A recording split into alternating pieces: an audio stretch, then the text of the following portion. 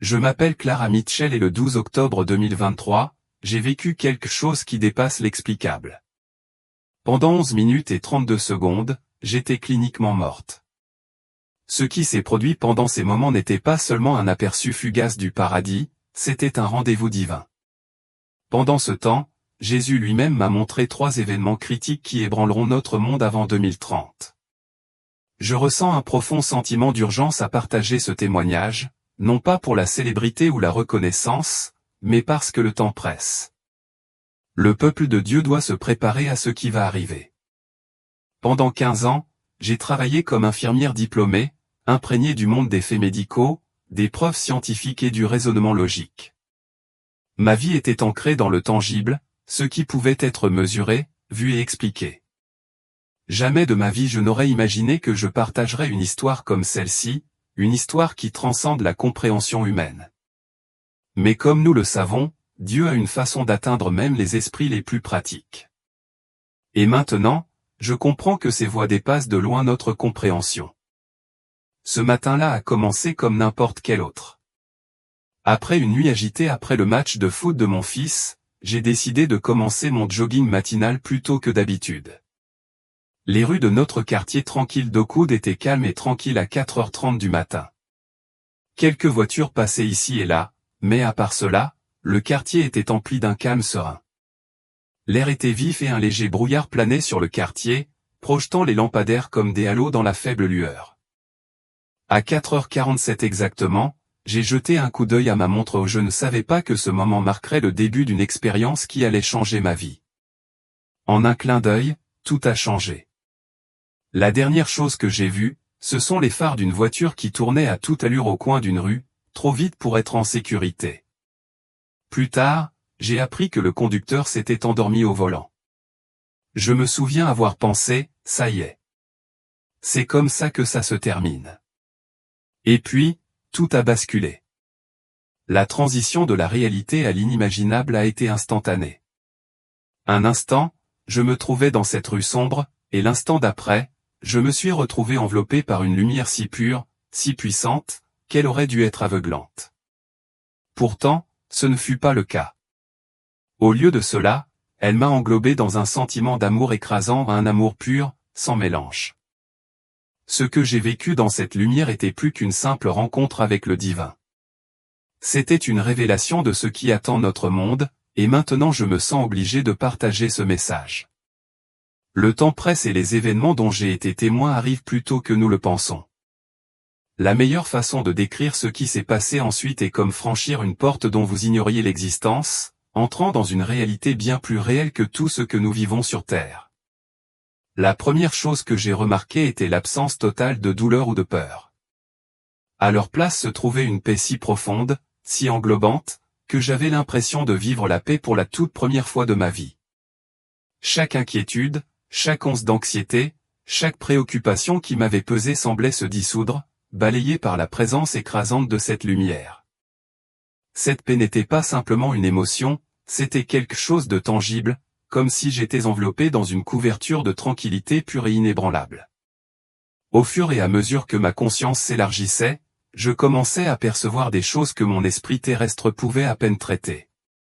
Des couleurs dansaient aux confins de ma vision, des couleurs que je n'avais jamais vues auparavant, vibrantes et vivantes d'une manière que les mots peuvent difficilement décrire.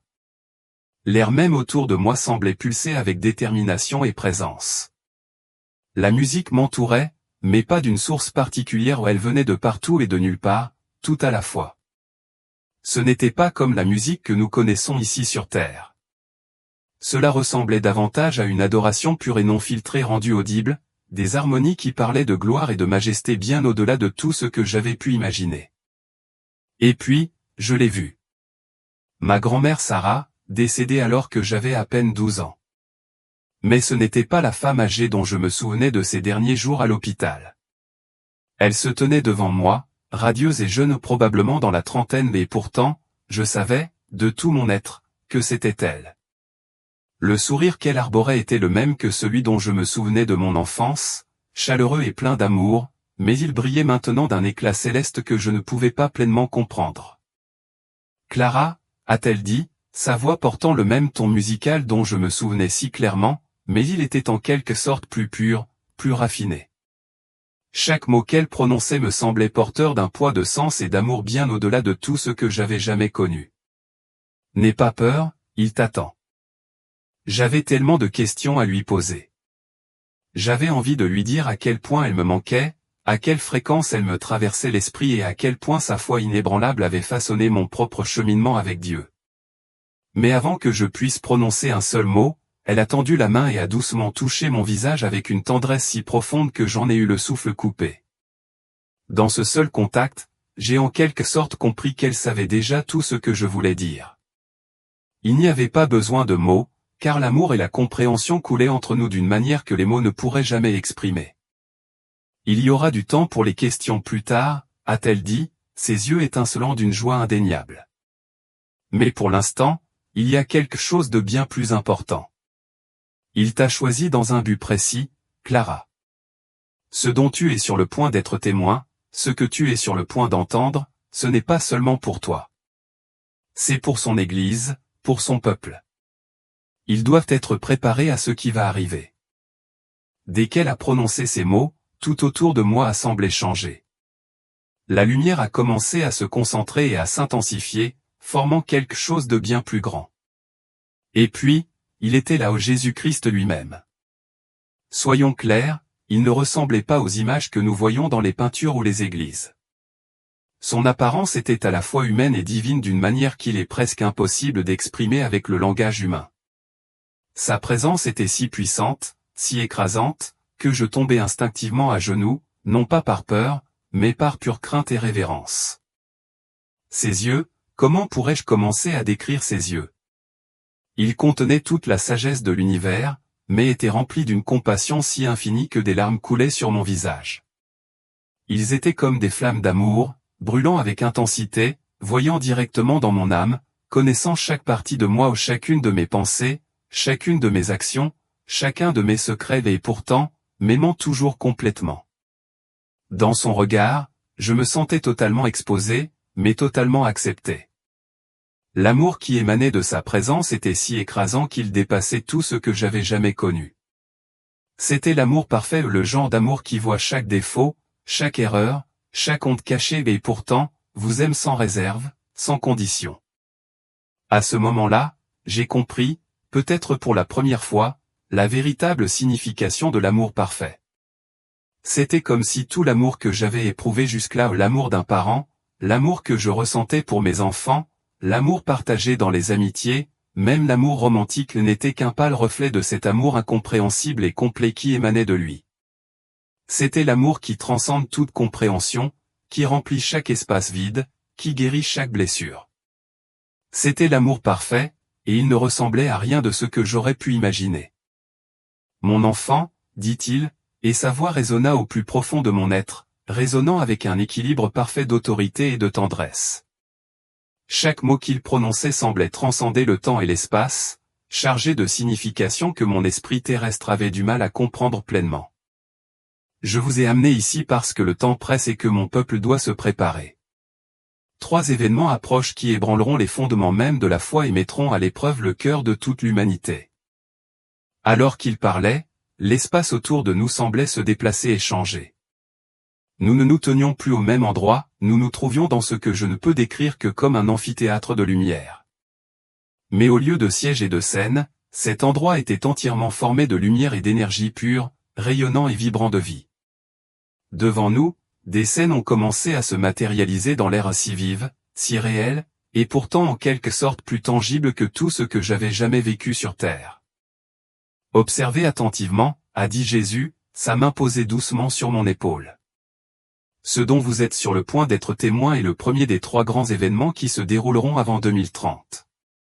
C'est la grande tromperie, une période de test qui ébranlera beaucoup de gens dans leur foi s'ils ne sont pas préparés. Alors que ces paroles s'installaient dans mon cœur, la scène devant nous a changé. J'ai vu des foules massives se rassembler dans les villes du monde entier. Les gens regardaient le ciel, leurs visages emplis d'émerveillement et de crainte. Au-dessus d'eux, de magnifiques lumières dansaient dans les cieux, se déplaçant selon des motifs qui défiaient toute logique terrestre. Ces lumières n'étaient pas un phénomène ordinaire, elles pulsaient avec une intelligence étrange, surnaturelle, formant des formes géométriques complexes qui semblaient communiquer directement avec l'esprit de ceux qui sont en dessous. Ce dont vous êtes témoins, expliqua Jésus, c'est le début de la grande apostasie. Ces signes dans les cieux apparaîtront simultanément dans le monde entier. Ils sembleront beaux, paisibles et pleins de sagesse, mais ils ne sont pas ce qu'ils semblent être. Pendant qu'il parlait, j'ai vu des êtres de lumière commencer à se matérialiser parmi la foule. Ils irradiaient une aura bienveillante, leur présence exsudant une sagesse presque divine.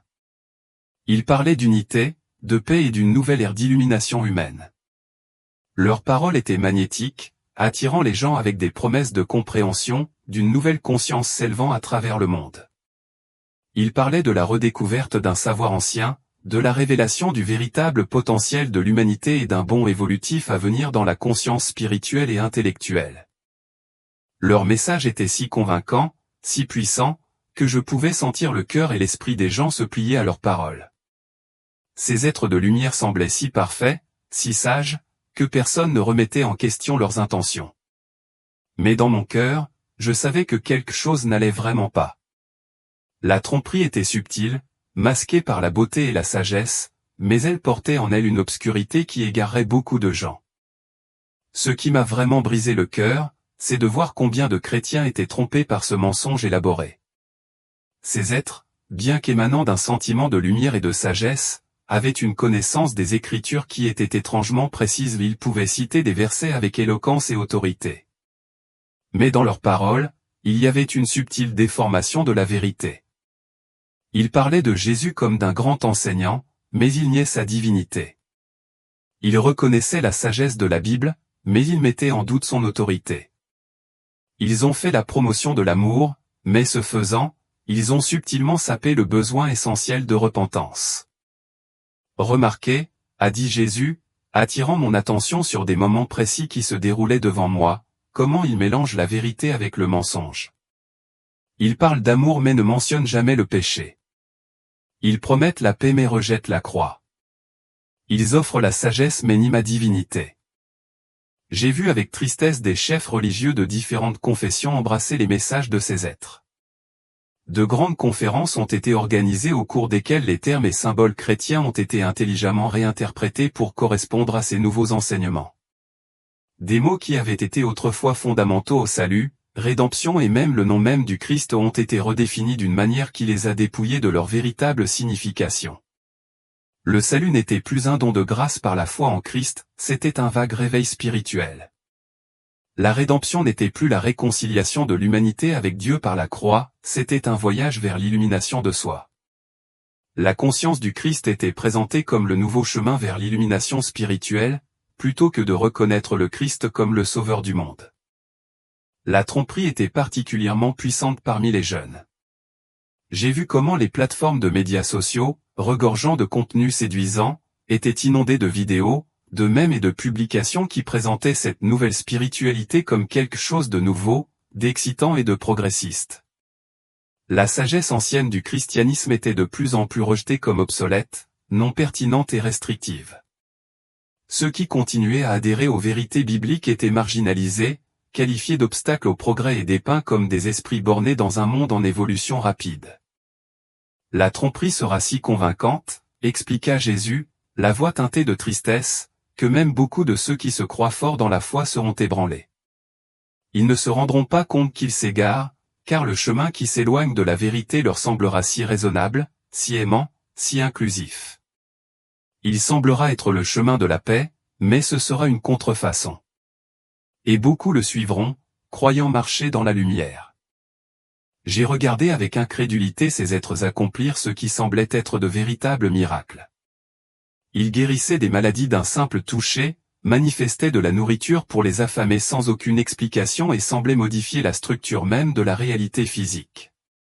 Leur capacité technologique semblait presque divine, offrant des solutions immédiates aux plus grands défis de l'humanité, l'énergie propre, la restauration de l'environnement et même des traitements médicaux révolutionnaires qui promettaient de guérir des maladies autrefois considérées comme incurables. Souvenez-vous de ce que j'ai annoncé dans ma parole, a dit Jésus, sa voix chargée à la fois d'autorité et de tristesse. Car de faux Christ et de faux prophètes s'élèveront et accompliront de grands signes et prodiges, de manière à égarer, si possible, même les élus. Ces êtres proposeront des solutions aux problèmes les plus profonds de l'humanité, mais ils le feront au prix de la vérité éternelle. Alors qu'il parlait, la scène devant moi a changé. On m'a montré comment cette tromperie allait s'infiltrer dans tous les aspects de la société. J'ai vu des scientifiques, autrefois sceptiques et critiques, abandonner leurs doutes face aux preuves irréfutables de l'intelligence supérieure de ces êtres. Les politiciens et les dirigeants mondiaux ont commencé à travailler main dans la main avec eux, intégrant leurs conseils dans les politiques et la gouvernance mondiale.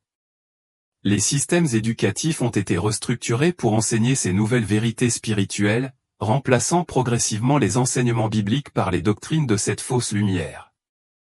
Les médias, à leur tour, ont travaillé sans relâche pour promouvoir ce nouveau paradigme, diminuant subtilement l'influence de la foi traditionnelle. La technologie a été utilisée pour créer des expériences spirituelles immersives qui semblaient incroyablement réelles, mais elles n'ont servi qu'à éloigner les gens de rencontres authentiques avec Dieu. Ce qui m'a le plus frappé, c'est à quel point tout cela semblait raisonnable. Il ne s'agissait pas de mensonges flagrants ni d'attaques flagrantes contre la foi, il s'agissait de distorsions subtiles, soigneusement conçues pour faire appel aux désirs les plus profonds des gens en matière de paix, d'unité et de détermination. C'était le genre de tromperie qu'il serait difficile de reconnaître, car elle semblait correspondre à tant de choses auxquelles les gens aspiraient. Jésus m'a alors montré quelque chose qui m'a fait mal au cœur. J'ai vu des chrétiens fidèles, le visage empli de doutes, tandis que leurs amis et leurs familles adoptaient ces nouveaux enseignements. J'ai vu des enfants remettre en question les croyances de leurs parents, des conjoints s'éloigner les uns des autres, incapables de concilier leur foi avec l'attrait de cette nouvelle spiritualité, et des communautés ecclésiales se fracturer sur la façon de répondre à ces changements radicaux. Le fossé entre ceux qui s'accrochaient fermement à la vérité et ceux qui étaient attirés par la tromperie s'élargissait, et la douleur était palpable. Mon enfant, a dit Jésus, les yeux remplis de compassion et d'urgence, c'est pourquoi je te montre ces choses. Mon peuple doit être préparé. Il doit comprendre que lorsque ces signes commencent à apparaître, il doit s'accrocher fermement à ce qu'il sait être vrai. Il doit rester ferme dans la foi, sans se laisser influencer par l'attrait d'une fausse paix, sans se laisser tromper par les promesses d'un faux espoir. Jésus m'a ensuite donné des instructions claires et précises pour que les croyants se préparent à la période d'épreuve à venir. Dis-leur de s'enraciner profondément dans ma parole maintenant, avant que la tempête n'arrive, a-t-il dit. Beaucoup présenteront des arguments convaincants et accompliront des signes apparemment miraculeux, mais ma parole reste la norme ultime de la vérité. Elle doit être cachée dans leur cœur avant que la tromperie ne commence. Dis-leur de renforcer leur vie de prière et d'approfondir leur relation personnelle avec moi. Dans les jours à venir, beaucoup prétendront parler pour moi, mais mes brebis connaissent ma voix. Elles doivent apprendre à la reconnaître clairement maintenant. Ces paroles portaient un poids qu'il était impossible d'ignorer, et j'ai senti leur vérité s'enfoncer profondément dans mon âme. Il a continué, dis-leur de construire une véritable communauté avec d'autres croyants. Ils auront besoin du soutien et de la responsabilité des uns et des autres lorsque ces défis surviendront. L'ennemi essaiera de les isoler, mais ils doivent rester unis. Plus important encore, dis-leur de ne pas avoir peur. Ces choses doivent arriver, mais je suis toujours aux commandes. Ceux qui restent fidèles à moi recevront le discernement pour voir à travers la tromperie. Tandis que Jésus parlait, j'ai senti le poids de ces instructions brûler dans mon cœur avec une clarté surnaturelle. Je savais que ces paroles n'étaient pas seulement pour moi à entendre, mais pour que je les partage. Elles resteraient avec moi pour toujours, gravées dans mon esprit. Puis, Jésus m'a montré quelque chose qui a rempli mon cœur d'espoir, des groupes de croyants fidèles dispersés à travers le monde, forts dans leur foi malgré la tromperie écrasante. Ces croyants n'étaient pas nombreux, mais leur lumière brillait dans l'obscurité. Ce sont mes fidèles, a dit Jésus, sa voix remplie à la fois d'orgueil et de compassion.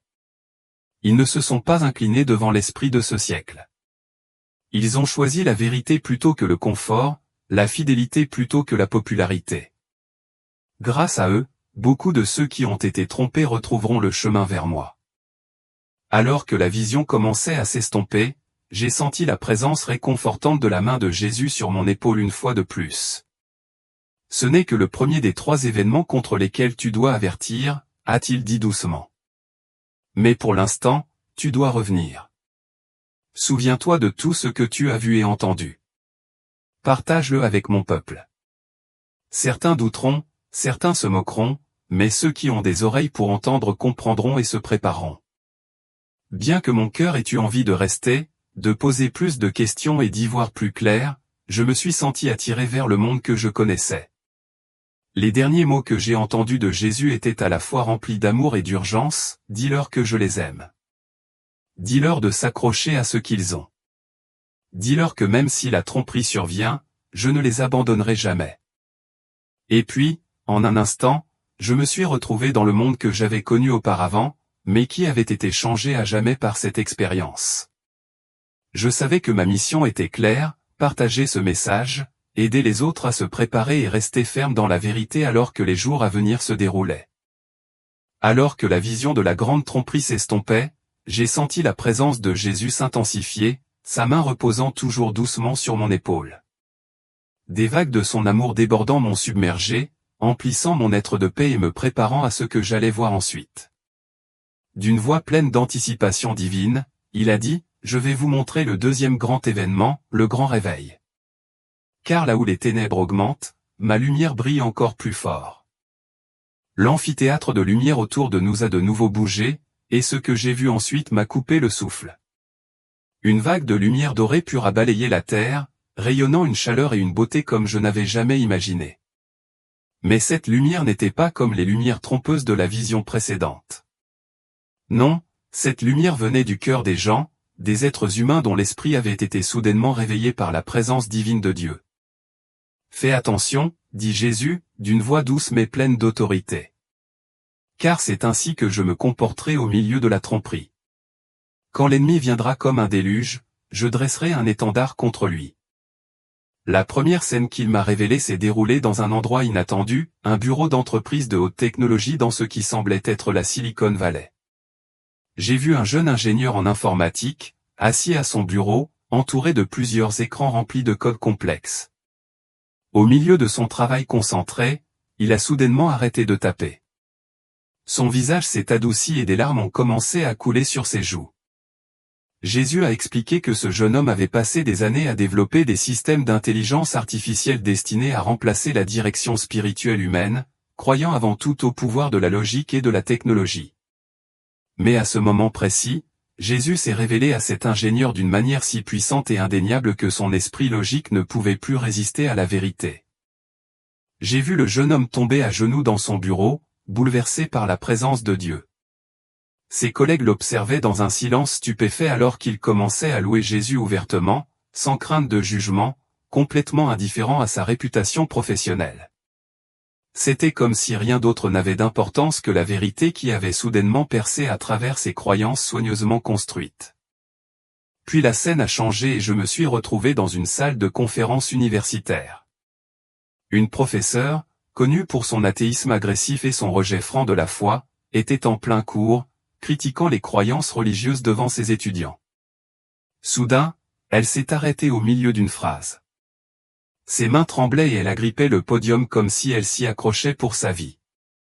Regardez ce qui se passe lorsque mon esprit brise des années de résistance intellectuelle, a dit Jésus, son ton empli à la fois de tristesse et de triomphe. Avant que la professeure ne puisse continuer, elle a laissé tomber ses notes de cours. Devant ses étudiants stupéfaits, elle a déclaré, « Je me suis trompée. Tout ce que je vous ai enseigné sur le fait que la religion est une illusion, c'est moi qui me suis trompé. Je viens de rencontrer Jésus-Christ et rien ne sera plus jamais comme avant. » Scène après scène se déroulait devant moi, chacune révélant un aspect différent de ce grand réveil. J'ai vu une mosquée au Moyen-Orient, où des centaines de musulmans avaient simultanément des visions de Jésus, les yeux écarquillés de stupeur et d'émerveillement. J'ai vu une prison, où des criminels endurcis, des hommes qui avaient vécu une vie pleine de violence et de regrets, tombaient à genoux dans un repentir sincère, le cœur brisé en présence de la grâce de Dieu. Dans l'industrie du divertissement, les cadres ont commencé à annuler spontanément des projets qui se moquaient de la foi, réalisant que leur carrière avait été construite sur des fondations fausses. J'ai vu des responsables gouvernementaux dans des bâtiments du monde entier, levant les mains en prière, recherchant la sagesse et les conseils de Dieu dans leur prise de décision. Les hôpitaux ont été transformés alors que les médecins et les infirmières étaient témoins de guérisons miraculeuses qui défiaient toute explication médicale. Mais Jésus n'a pas tardé à me montrer que ce réveil ne se ferait pas sans coup. Observez, dit-il, la voix de plus en plus sombre, comment le monde réagit à cette effusion de mon esprit. Ce qui a suivi contrastait fortement avec la beauté du réveil. J'ai vu une résistance féroce dans de nombreux secteurs de la société. Les gouvernements et les dirigeants qui avaient autrefois adopté les nouveaux enseignements erronés ont commencé à s'opposer à ce mouvement spirituel. Il y a eu de violentes protestations et des tentatives de faire taire les croyants qui osaient parler de Jésus. Des campagnes sur les réseaux sociaux ont été lancées pour discréditer et ridiculiser ceux qui avaient vécu le grand réveil, les qualifiant de délirants ou de dangereux. Certaines communautés chrétiennes, ébranlées par l'intensité de l'opposition, ont eu du mal à rester fermes dans leur foi. Bien que ma lumière brille avec éclat, elle exposera les ténèbres, a dit Jésus, sa voix remplie à la fois de compassion et d'avertissement.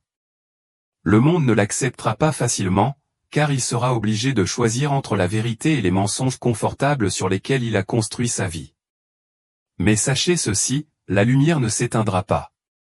Je lève une armée de croyants qui resteront fermes et témoigneront de la vérité, même face à une grande opposition. Et avec cela, la vision a commencé à s'estomper, mais le message est resté clair dans mon cœur, le grand réveil allait arriver, mais il en serait de même pour la grande résistance. Les fidèles devraient rester forts, enracinés dans la parole de Dieu, sachant que sa lumière brillerait plus fort dans les moments les plus sombres. J'ai vu des croyants faire face à une persécution intense, non seulement de la part des gouvernements ou des autorités religieuses, mais aussi de leur propre famille. Des enfants étaient reniés à cause de leur foi.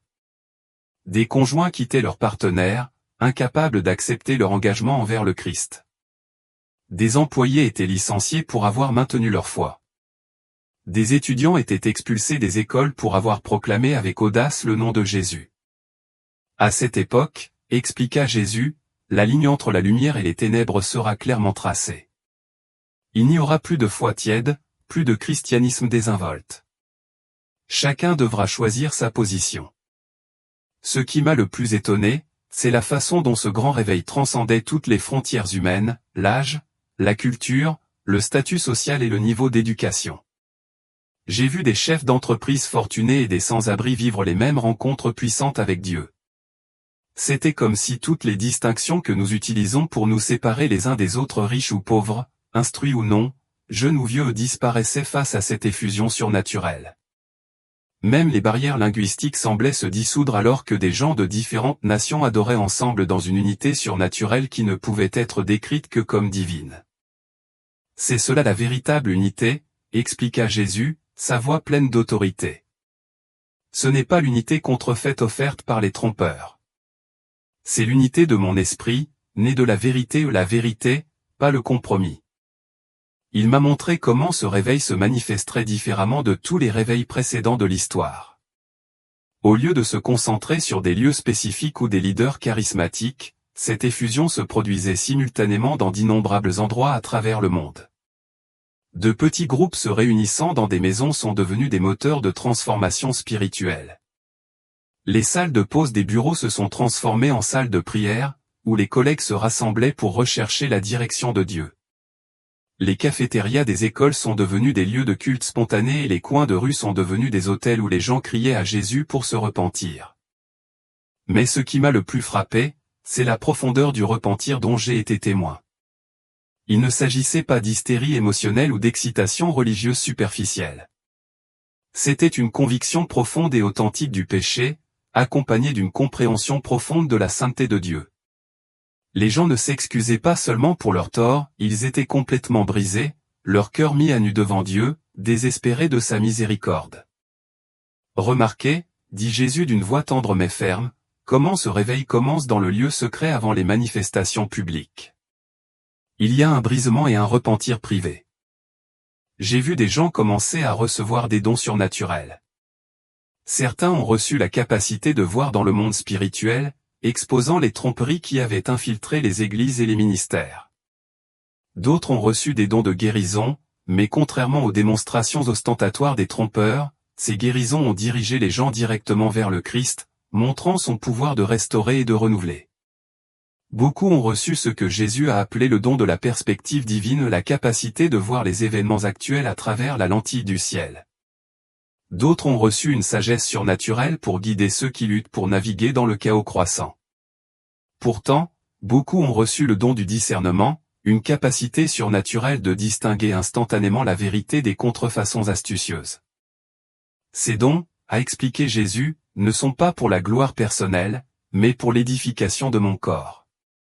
Ce sont des outils pour la moisson qui vient. Il m'a ensuite montré quelque chose qui a apporté à la fois de la joie et de la tristesse à mon cœur. J'ai vu des jeunes enfants et des adolescents devenir de puissants témoins du Christ. Ils se déplaçaient avec une autorité spirituelle remarquable, sans craindre l'opposition. C'était comme s'ils avaient une audace intérieure qui défiait leur âge et leur expérience. Ces jeunes se tenaient comme des phares de lumière dans un monde sombre, proclamant la vérité de Jésus avec conviction et puissance. Pourtant, je les ai aussi vus faire face à de terribles persécutions, en particulier dans les écoles et sur les réseaux sociaux, où leur foi était ridiculisée et moquée. Les jeunes qui restent fidèles en ce temps-là recevront une grâce spéciale, a dit Jésus, sa voix remplie de compassion. Ils devront faire face à des défis uniques mais marcheront aussi avec une autorité unique. Dans leur jeunesse, ils démontreront une foi qui transcende les limites de leur âge. J'ai ressenti un mélange d'émotions en regardant cela, la joie de voir ces jeunes croyants tenir bon face à une telle adversité, et la tristesse face à la cruauté à laquelle ils seraient confrontés. Mais même au milieu de leur lutte, je pouvais voir que la grâce de Dieu serait suffisante pour les soutenir et que leur foi brillerait comme un témoignage de la puissance du Saint-Esprit à l'œuvre dans leur vie. La vision était bouleversante, mais aussi pleine d'espoir. J'ai compris que ce réveil s'accompagnerait de grands défis, mais qu'il apporterait aussi une grande moisson d'âmes, des âmes qui seraient attirées vers la lumière du Christ, même au milieu de la persécution et des ténèbres. La voix de Jésus résonna une fois de plus, dis à mon peuple d'être prêt. Quand ce réveil viendra, ce sera un temps de grande épreuve. Mais ceux qui restent fidèles à la vérité verront ma gloire révélée d'une manière qu'ils n'auraient jamais pu imaginer. Je suis en mouvement maintenant, même si vous voyez ces choses se dérouler. Et je ne m'arrêterai pas tant que le travail ne sera pas terminé. Avec ces mots, la vision a commencé à s'estomper, mais le message était clair, Dieu est en mouvement. Le grand réveil arrive, et les croyants doivent être prêts à tenir bon, quel qu'en soit le prix. La scène changea pour me montrer des réunions d'églises clandestines dans des endroits où la persécution était devenue sévère. Mais au lieu de voir la peur et la défaite, j'ai vu des visages remplis d'une joie surnaturelle. Ces croyants avaient découvert quelque chose de précieux, la réalité que la présence de Jésus était plus satisfaisante que tout confort ou sécurité terrestre. Au milieu de leur souffrance, ils rayonnaient d'une paix qui dépassait toute compréhension, leur joie n'étant pas diminuée par les circonstances mais amplifiée par la proximité qu'ils ressentaient avec leur Sauveur. Regardez comme la persécution purifie mon Église, dit Jésus, sa voix douce mais pleine d'autorité divine. Ce que l'ennemi veut pour vous faire du mal, je l'utilise pour une plus grande gloire. Ce que l'ennemi a voulu vous briser, je l'utiliserai pour vous rendre plus fort. J'ai vu comment la persécution les a raffinés, brûlant les scories et ne laissant que l'or pur de la foi. Ces croyants n'ont pas été découragés, même face à un danger extrême, parce qu'ils ont découvert la vérité que la présence de Jésus était plus que suffisante. Ils n'avaient plus besoin de confort ou de sécurité terrestre, sa présence était leur refuge, leur force et leur joie. Ensuite, la scène s'est élargie pour montrer comment ce grand réveil a affecté diverses sphères de la société. Dans le domaine de la technologie, les programmeurs et les développeurs ont commencé à créer des plateformes qui ont facilité la création d'une véritable communauté chrétienne. Les algorithmes des réseaux sociaux ont mystérieusement commencé à favoriser le contenu qui proclamait la vérité biblique, ce qui a permis au message de l'Évangile de se propager de manière sans précédent. Les entreprises technologiques fondées par de nouveaux croyants ont donné la priorité à l'éthique plutôt qu'au profit, et leurs innovations ont commencé à refléter les valeurs de Dieu plutôt que la cupidité et l'exploitation qui caractérisaient l'industrie. Dans le domaine du divertissement, les artistes et les musiciens ont reçu une inspiration surnaturelle pour créer des œuvres qui portaient la présence de Dieu. Les films et les émissions qui honoraient Dieu ont commencé à attirer un public plus large que ceux qui se moquaient ou sapaient la foi. Des célébrités connues pour leur contenu profane ont été radicalement converties, et certaines d'entre elles ont commencé à produire des œuvres qui pointaient vers le Christ, utilisant leur plateforme pour apporter la gloire à Dieu plutôt que de rechercher la gloire personnelle. Dans le domaine de l'éducation, les étudiants ont lancé des mouvements de prière clandestins qui se sont rapidement répandus, les jeunes devenant de puissants témoins du Christ. Les enseignants qui étaient restés longtemps silencieux face à l'opposition ont eu l'audace de partager leur foi, malgré les restrictions qui leur étaient imposées. Les supports pédagogiques qui montraient le dessein de Dieu dans la création ont commencé à être acceptés par le grand public, et les vérités bibliques ont trouvé leur place dans les salles de classe d'une manière qui semblait auparavant impossible. Dans le monde des affaires, les propriétaires d'entreprises chrétiennes ont reçu une sagesse surnaturelle pour traverser les bouleversements et l'incertitude économique. Les études bibliques sur le lieu de travail ont prospéré et les cultures d'entreprise ont été transformées alors que le peuple de Dieu sur le lieu de travail marchait avec intégrité, dénonçant les pratiques commerciales corrompues et promouvant l'équité, l'honnêteté et la gentillesse. Mais Jésus a clairement indiqué que ce réveil ne ressemblerait pas à ce que beaucoup attendaient. Il ne s'agira pas de construire de plus grandes églises ou de créer des célébrités chrétiennes, a-t-il déclaré. Au contraire, ce réveil sera marqué par une véritable humilité et un sentiment de fragilité devant Dieu. Ce sera un temps d'unité surnaturelle qui transcendra les barrières confessionnelles. Il y aura une profonde repentance et une transformation du mode de vie. Il y aura une audace sans précédent dans le témoignage, une compassion extraordinaire pour les perdus et des démonstrations puissantes de ma puissance qui ne peuvent être expliquées. Ce réveil, a poursuivi Jésus, sera à la fois une grande moisson et une grande séparation. Beaucoup de ceux qui réclament mon nom mais ne me connaissent pas vraiment seront exposés.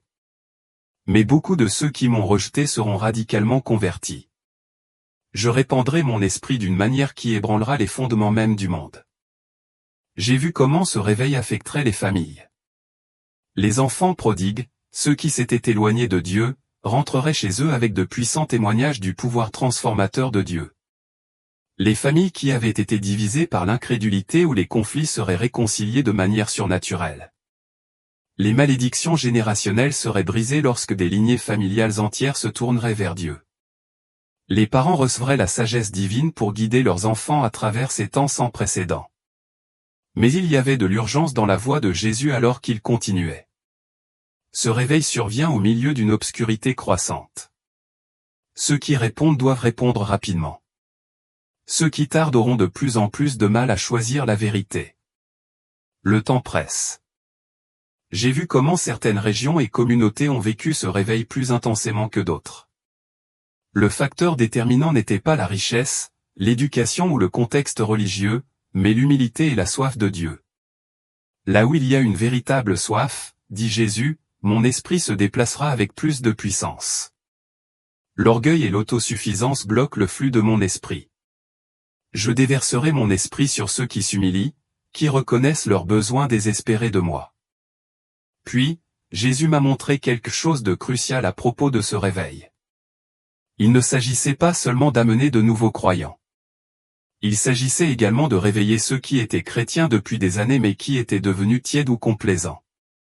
Beaucoup de mes enfants, dit-il avec une profonde inquiétude, ne me connaissent que dans leur esprit. Pendant ce temps, ils me rencontreront d'une manière qui les transformera complètement. La connaissance intellectuelle deviendra une expérience du cœur. J'ai vu des croyants qui avaient vécu les gestes de la foi, qui allaient à l'église et disaient les bonnes choses, mais leur cœur était éloigné de Dieu. Je les ai vus rencontrer le Saint-Esprit d'une manière qui a brisé leur complaisance. Leur foi est devenue plus qu'une simple croyance, elle est devenue une marche intime et quotidienne avec Jésus, et leur vie a été marquée par le fruit de l'Esprit d'une manière qu'ils n'avaient jamais connue auparavant. C'est le temps du grand réveil, a dit Jésus, les yeux remplis de compassion. Il ébranlera tout ce qui peut être ébranlé, mais il produira également une moisson d'âme comme le monde n'en a jamais vu. Le temps de se préparer est maintenant. Ceux qui répondent à mon appel seront habilités à tenir bon, même face à la persécution. Et ils porteront beaucoup de fruits pour mon royaume. Avec cela, la vision a commencé à s'estomper, mais le message était clair. Ce réveil viendrait avec une grande joie et un grand prix, mais ceux qui étaient fidèles feraient l'expérience de la plénitude de la présence et de la puissance de Dieu. La question n'était pas de savoir si le réveil allait se produire, mais si son peuple serait prêt à y répondre quand il se produirait. Alors que la vision finale commençait à s'estomper, j'ai ressenti un sentiment de paix profonde m'envahir, même au milieu de la gravité de ce dont j'avais été témoin. La présence de Jésus restait proche, réconfortante et pleine de détermination. Ses yeux étaient remplis à la fois de solennité et d'amour profond alors qu'il me prononçait ces derniers mots. Souviens-toi, ces trois événements, la grande tromperie, le grand réveil et le grand tremblement ne sont pas destinés à apporter la peur mais la préparation. Ceux qui me connaissent recevront la force de tenir bon. D'une voix ferme et pleine d'urgence, il a continué, dis-leur que je les aime d'un amour éternel. Dis-leur de ne pas craindre ce qui arrive mais de se rapprocher de moi maintenant. Dis-leur que même si tout autour d'eux tremble, mon royaume ne peut pas être ébranlé. Ces paroles étaient pleines d'une telle assurance, comme un rocher solide sous une mer agitée. Je savais dans mon esprit que ce n'était pas un moment de panique, mais un moment pour se rapprocher de Dieu et préparer nos cœurs. Il ne s'agissait pas d'anticiper la destruction, mais de nous aligner sur ses desseins au milieu des défis à venir. Le temps est court, a-t-il dit, avec une profonde compassion dans sa voix. Partagez ce que vous avez vu. Ceux qui ont des oreilles pour entendre comprendront et se prépareront. Alors que je me sentais attiré vers mon corps terrestre, ces derniers mots ont résonné dans mon esprit, partagez-les avec eux et rappelez-leur, mon peuple ne sera pas laissé sans force, sagesse ou direction. Ceux qui construisent leur vie sur ma parole seront capables de tenir bon dans les jours à venir. Quand je suis revenu dans mon corps, le monde physique semblait lointain et irréel. Les médecins ont qualifié ma survie de miracle médical, mais je savais dans mon cœur que c'était bien plus que cela. C'était un rendez-vous divin, un moment dans le temps où Dieu avait révélé ces trois événements cruciaux pour préparer son peuple à l'avenir. En commençant à réfléchir à tout ce dont j'avais été témoin, j'ai réalisé que ces événements n'étaient pas destinés à instiller la peur ou l'anxiété, mais à nous positionner pour la victoire. Les desseins de Dieu nous ont été révélés et nous avons reçu un plan pour traverser les jours à venir. La clé pour survivre et prospérer à travers la grande tromperie, le grand réveil et le grand ébranlement n'est pas la préparation physique ou les ressources matérielles, mais l'intimité spirituelle avec Jésus. Au milieu de la tempête, il est notre ancre. Lorsque la tromperie se répand, ceux qui connaissent sa voix seront capables de discerner la vérité. Au fur et à mesure que le réveil se répand, notre foi s'élargira et nous serons témoins de miracles. Dans l'ébranlement, nos fondations seront mises à l'épreuve, mais ceux qui sont enracinés dans sa parole en sortiront plus forts, plus purs et plus unis que jamais auparavant. Je veux vous laisser avec ceci, la grande tromperie mettra à l'épreuve notre discernement, le grand réveil élargira notre foi et le grand ébranlement prouvera notre fondation. À travers tout cela, Jésus reste fidèle. Son amour ne faillit jamais et son royaume ne peut être ébranlé. Alors que nous nous préparons à ce qui va arriver, concentrons-nous sur l'approfondissement de notre relation avec lui. Enracinons-nous dans sa parole, renforçons notre communion avec les autres croyants et apprenons à dépendre de lui pour tout. Le moment est venu. Les jours à venir seront difficiles, mais son esprit nous équipera pour tout ce qui est à venir. Et n'oubliez pas que quoi qu'il arrive, nous ne sommes pas seuls. Jésus est avec nous et il ne nous abandonnera jamais. À travers chaque tempête, sa paix gardera nos cœurs et sa présence nous guidera. Soyons prêts, spirituellement, émotionnellement et relationnellement. Le moment de se préparer est maintenant.